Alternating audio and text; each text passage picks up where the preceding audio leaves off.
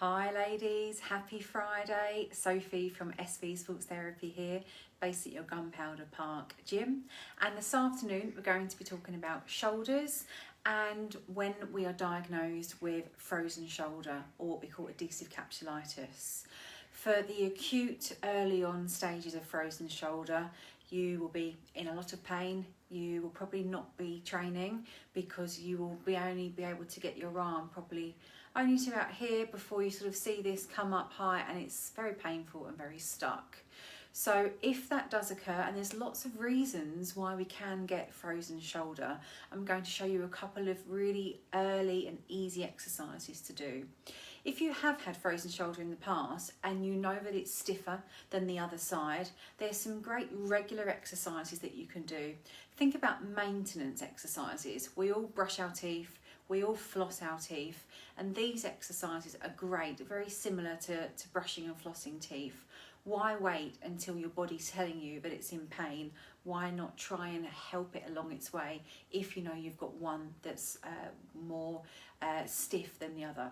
So in the early stages of frozen shoulder, we're going to do some pendulums, swings, and some forwards and backwards. So you want to lean over something, and you want it to be, imagine there's a cup of tea on your back. You want it to be that flat. You don't want to be quite high up, because what happens there is it works a muscle at the front of your shoulder called the deltoid.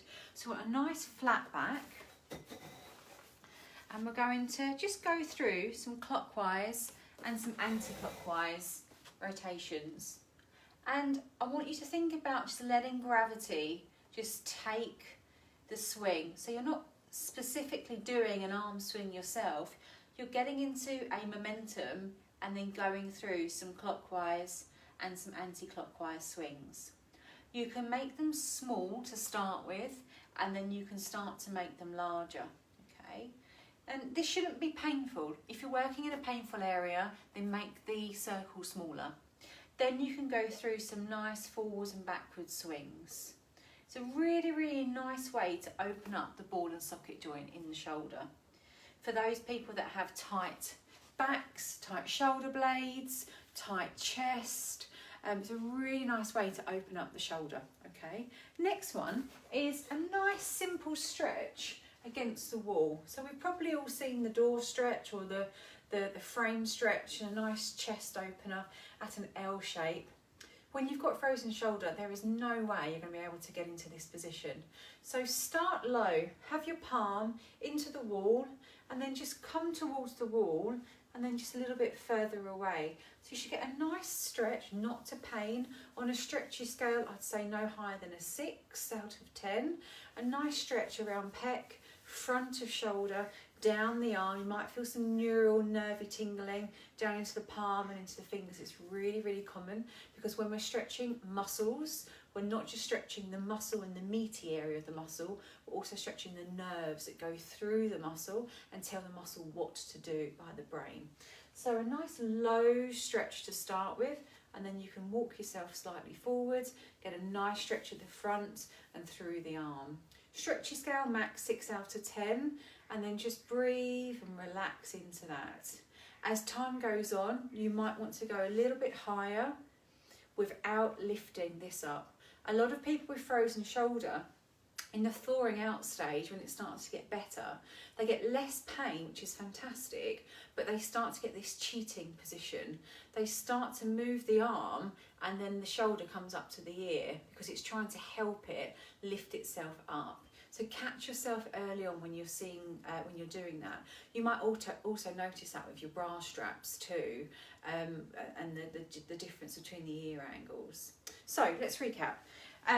Some nice rotations, some nice pendulums, clockwise, anti-clockwise, small circles going into larger circles, then the nice forwards and backwards, just getting into that swing, opening up the armpits and the back of the shoulder blade too, and then some gentle pec stretching at the front, and then as time goes on, you can start to get a little bit higher.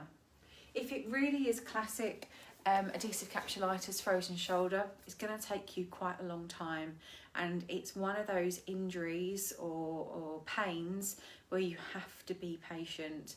Even if you have a steroid injection in the shoulder, it's not necessarily a quick fix, because the steroid injection can go into the shoulder, really help to decrease the pain, loosens up the joint capsule, the ball and socket, for a short time. But if the movements are not getting better, then that frozen shoulder will come back. So it really is one of those injuries where you've just got to be patient and discuss with your coach, so you know what exercises you can be doing, what exercises you need to be avoiding. So that's our frozen shoulders today. Next month is May, and we are going to hips. So I'll see you, not next Friday, Good Friday. I'm going to have some family time. The Friday after, we're going to go through a series of hip exercises to help you along your way. Any questions in the meantime, reach out to us at SV Sports Therapy, and have a wonderful, wonderful Friday. Bye for now.